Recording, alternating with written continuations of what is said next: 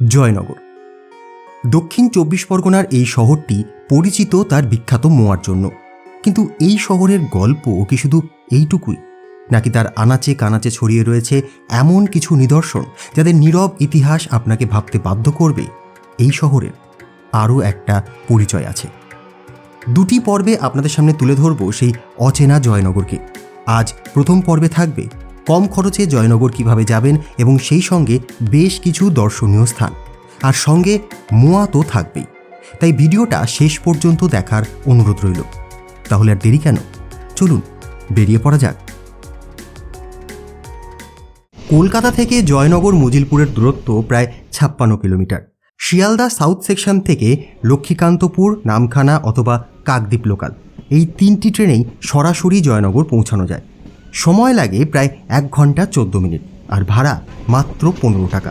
ট্রেনগুলি সাধারণত 1 ঘন্টা অন্তর পাওয়া যায়।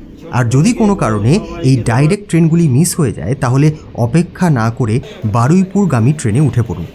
বারুইপুরে নেমে আপনারা খুব সহজেই জয়নগরের ট্রেন পেয়ে যাবেন। বলছি, জীবনে সার্কাস তো অনেক দেখেছেন, কিন্তু খেয়েছেন কি? বারুইপুর স্টেশনের 4 নম্বর প্ল্যাটফর্মের কাছে এই কাকার দোকান থেকে কিনলাম এই যে সার্কাস কেক। খেতে মন্দ না, বরং বাপুজির থেকে ভালোই লাগলো। ট্রেন যখন হুগলা পেরিয়ে দক্ষিণ বারাসাতে ঢুকছে, ডিসিশন কিন্তু আপনাদের তখনই নিতে হবে। চাইলে সরাসরি জয়নগর মজিলপুরে নামতে পারেন, অথবা আমার মতো বহরুতে, যেখান থেকে শুরু হতে পারে একটু আলাদা অভিজ্ঞতা। অবশেষে পৌঁছে গেছি বহরুতে। এখন স্টেশন থেকে বেরিয়ে সোজা যাব শ্যামসুন্দর মিষ্টান্ন ভাণ্ডারে, কারণ সকাল থেকে ওই সার্কাস কেক ছাড়া পেটে আর কিছুই পড়েনি। এই পথে হাঁটতে হাঁটতে প্রথমে আপনারা দেখতে পাবেন বিশ্বজাঙ্গাল মহাশ্মশান, তারপর এই ফুটবল গ্রাউন্ড, আর এর ঠিক পরেই রয়েছে আমার গন্তব্যস্থল, অর্থাৎ শ্যামসুন্দর মিষ্টান্ন ভাণ্ডার। বহরু বাজারে অবস্থিত প্রায় 45 বছরেরও বেশি পুরনো এই দোকানটি 1978 সাল থেকেই যুক্ত রয়েছে মোয়া তৈরির কর্মকাণ্ডের সঙ্গে। দোকানের সামনের ভিড় দেখলেই বোঝা যায় যে এই ছোট্ট দোকানটির মোয়া ঠিক কতটা জনপ্রিয়। আমি অবশ্য অন্যান্য মিষ্টিও চেখে দেখেছিলাম। এনাদের এখানে যে স্পেশাল মোয়াটি পাওয়া যায় সেটা হচ্ছে 625 টাকা কেজি, আর 1 কেজিতে মোটামুটি 18টি মোয়া হয়।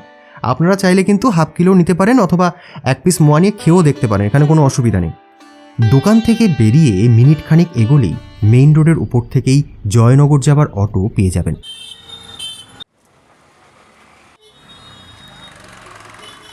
অতীতে বহমান আদি গঙ্গার ধ্বংসাবশেষ হিসেবে কিছু বিচ্ছিন্ন জলাভূমি আজও জয়নগরের বিভিন্ন জায়গায় দেখতে পাওয়া যায়। সেই রকমই একটি জলাশয় হল ঘোষপাড়ার এই ঘোষগঙ্গা।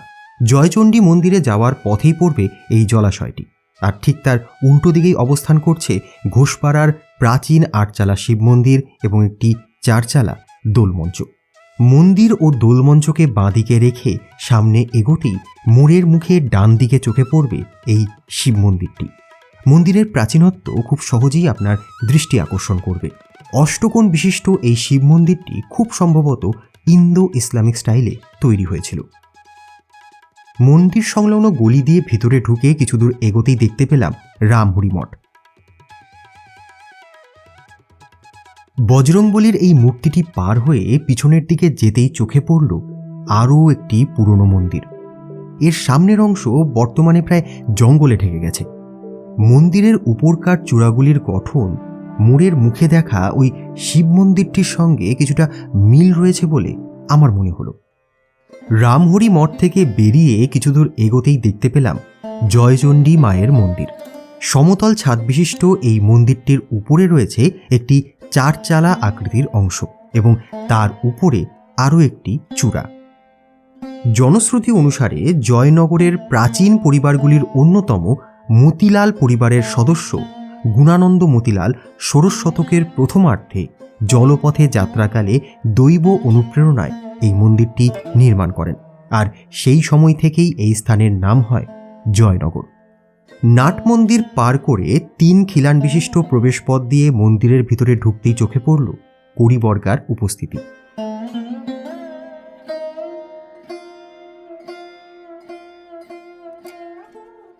গর্ভগৃহে অধিষ্ঠিত মাতৃপ্রতিমাটি সম্ভবত কাঠের তৈরি, আর আমার এক বন্ধুর নজরে এলো একটি বিশেষ ব্যাপার।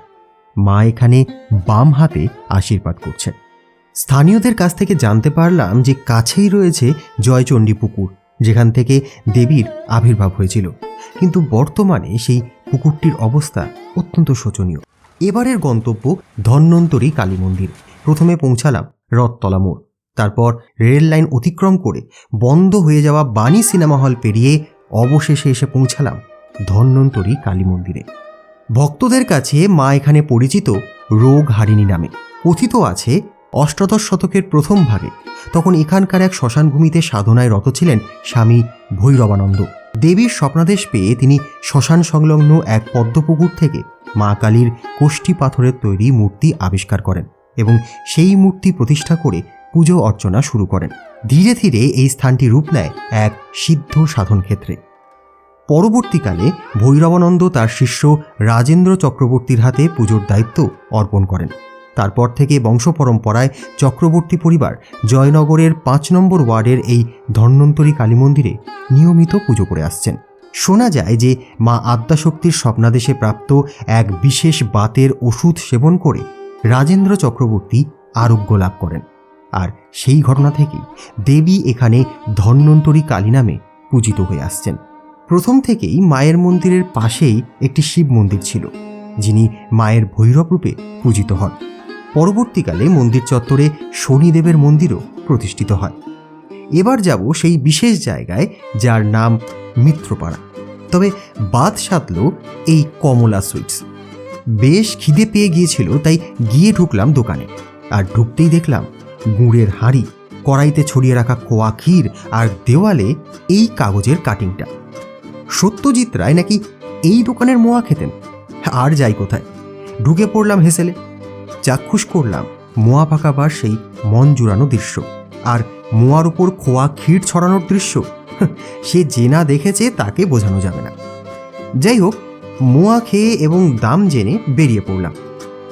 আজকের গল্প এই পর্যন্তই, কিন্তু জয়নগরের সবচেয়ে অচেনা গল্পটি এখনও বলা বাকি আছে। দ্বিতীয় পর্বে খুলবে এমন একটি জায়গার দরজা যার সামনে মোয়ার স্বাদও ফিকে হয়ে যাবে। ফিরছি খুব তাড়াতাড়ি, ততক্ষণ সঙ্গে থাকুন, দেখতে থাকুন পথলিপি।